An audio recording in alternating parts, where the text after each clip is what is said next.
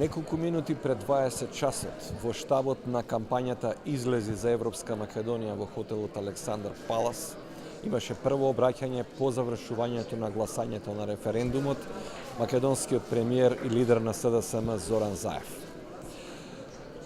Заев беше пречекан со скандирање Зоки, Зоки, тој беше долго очекуван, малку доцнеше со најавената пресконференција која се претвори само во негова изјава и е кажано дека Заев повторно ќе се обраќа за можеби час и половина до 2, кога тоа ќе биде вистинска пресконференција на која ќе може да се поставуваат прашања. Кои се клучните поенти од изјавата на Заев? Првин, дека денеска бил мирен и демократски референдумски ден, дека граѓаните слободно и демократски се изјаснувале, дека подвлече дека референдумот е најдемократска алатка на тие што гласаат, со тоа јасно поставувајќи линија дека имало и многу што не гласале. Понатаму, имавме успех на демократијата и успех за Европска Македонија. Волјата мора да биде почитувана. Заев рече дека ќе мора да се почека крајниот резултат и затоа ќе им бидат потребни оптимално најверојатно 2 часа, тоа значи дека повторно во 22 часот може да очекуваме пресконференцијата.